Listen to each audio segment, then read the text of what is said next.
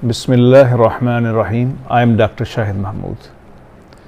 मैदे के अमराज़ ऐसे हैं कि हर आदमी को उसका सामना है, और दुनिया में जो सबसे ज़्यादा अमराज़ हैं उनकी लिस्ट में जो 7 सबसे ज़्यादा अमराज़ हैं उनमें मैदे का मर्ज़ भी शामिल है। कितने मैदे के प्रॉब्लम्स हैं, मसाइल हैं, तज़ाबियत है, इंडाइजेशन है, पेट का फूल जाना है और बदहज़मी है, फिर खुराक की नाली के ज़रिए मुंह तक आना है जिसको गर्ड कहते हैं। तो आज मैं आपको वो बात बताने लगा हूँ जो कि मैदे के मरीज़ों के लिए बहुत आसानी पैदा कर देगी। सिर्फ 2 मेडिसिन का इस्तेमाल करना है और मैदे के अक्सर अमराज से आपकी जान छूट जाएगी इंशाल्लाह। और जो बिला वजह लोड और बिला वजह की पैसे का ज़िया ये भी ख़त्म हो जाएगा। अब सबसे बड़ा जो मसला है वो है तेज़ाबियत का, एसिडिटी, और उसके साथ ही दूसरा मसला है जो इस वक्त दुनिया के अंदर मैदे का अमराज में जिसमें मरीज़ है वो है गर्ड, यानी खुराक की नाली की तरफ आना, बदहज़मी, खट्टे डकार, पेट का फूल जाना। तो इसमें सिर्फ 2 चीज़ों का हमने इस्तेमाल करना है, सिर्फ 2 चीज़ों को। जहाँ तक मैदे की अद्वियात का ताल्लुक है वो तो बहुत ज़्यादा है।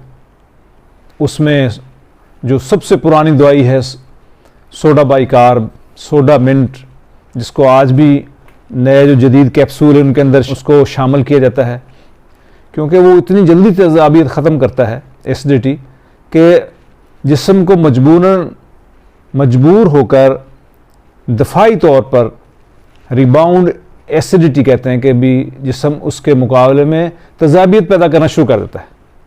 ये मेडिसिन भी नहीं है। फिर या बहुत ज़्यादा इस्तेमाल होने वाली जो दवाएं हैं वो सिरप हैं, जिनमें म्यूकेन जिस तरह है और सिमिथिकॉन के सिरप हैं, एलुमिनियम है, मैग्नीशियम है, बहुत इस्तेमाल होते हैं, लेकिन दिल के मरीज़ों के लिए ठीक नहीं है। जिस्म के अंदर जो पानी का है निस्बत और प्रोपोर्शन उसको डिस्टर्ब कर देते हैं, ब्लड प्रेशर को बढ़ा देते हैं, दिल के मरीज़ों के लिए नुकसानदेह हैं, बार बार इस्तेमाल करना पड़ता है, बहुत थोड़ी उनकी लाइफ होती है, फिर और दवाई इस्तेमाल करनी पड़ती, ये भी ठीक नहीं। फिर उसके बाद एक जो बहुत देर तक जिसने राज किया है वो H2 रिसेप्टर ब्लॉकर्स हैं, जो कि तेज़ाबियत को ख़त्म करने के लिए आज भी इस्तेमाल हो रहे हैं, लेकिन उनका वो इस्तेमाल नहीं है। उसमें रेनिटाडीन, जिसे जेंटेक कहते थे, फिर सिमिटाडीन, टेगामेट, बड़ी देर तक इन्होंने राज किया है मैदे के अद्वियात के अंदर, ये भी नहीं है। एक और दवाई है जिसे सुक्रालफेट कहते हैं, जो मैदे को कोट कर देती है, लेकिन उसका भी इस्तेमाल इतना फ्रीक्वेंट नहीं है।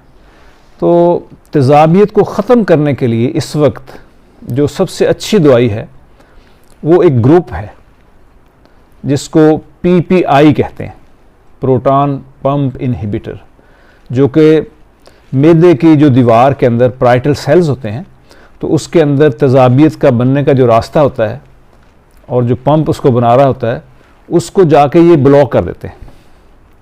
जैसे ये ब्लॉक करते हैं तेज़ाबियत कम हो जाती है। तो इस ग्रुप के अंदर सबसे पहले जो दवाई आई वो लेंसुप्राज़ोल थी, फिर उसके बाद ओमेप्राज़ोल, फिर एसोमेप्राज़ोल, फिर पेंटोप्राज़ोल, फिर रिबिप्राज़ोल और अब डेक्सलेंसोप्राज़ोल। तो ये मुख्तलिफ इनकी हाफ लाइफ हैं और अक्सर जो है ना वो सुबह खाली मैदा ही इस्तेमाल करने पड़ते हैं। तो ये सस्ते भी मिल जाते हैं, महंगे से महंगे भी हैं, और दिन में एक दफ़ा इस्तेमाल करना है।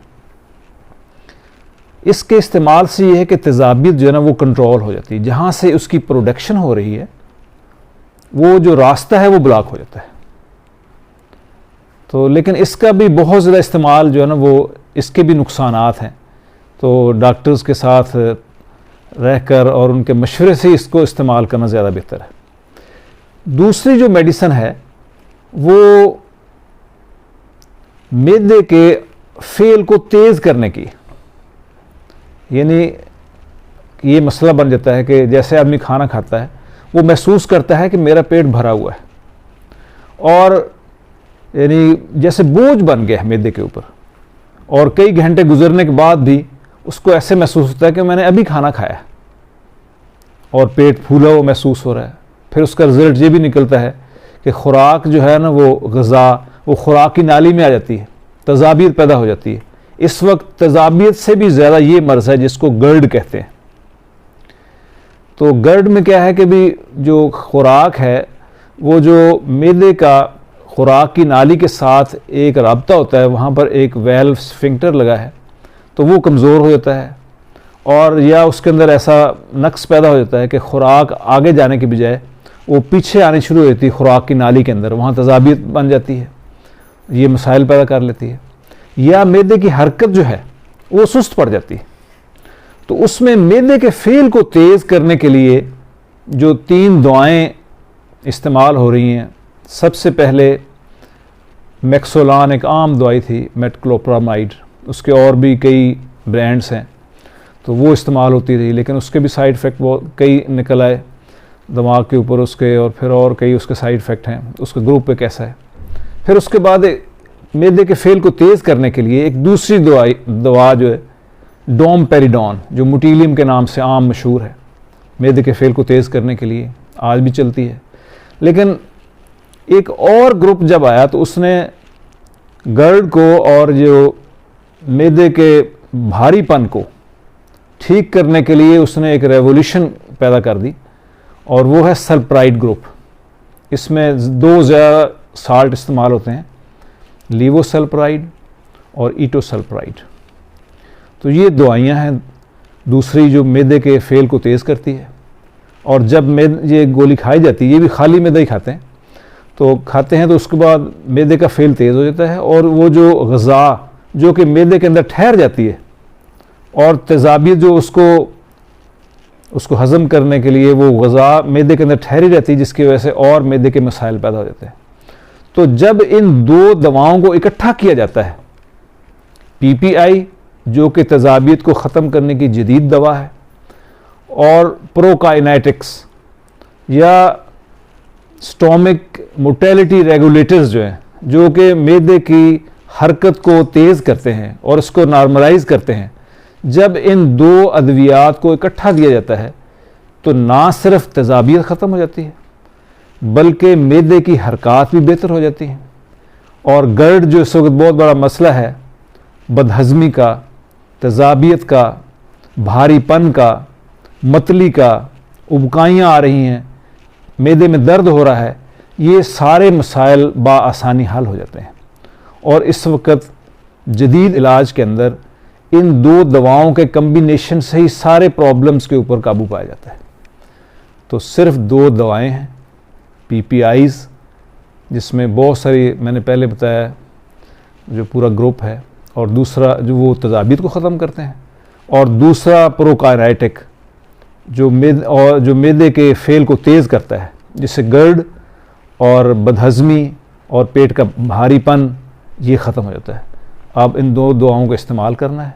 इसमें डॉक्टर के मशवरे को ज़रूर साथ शामिल रखें, क्योंकि कई दफ़ा सेल्फ़ मेडिकेशन आदमी करते हैं तो उससे नुकसान का अंदेशा भी होता है।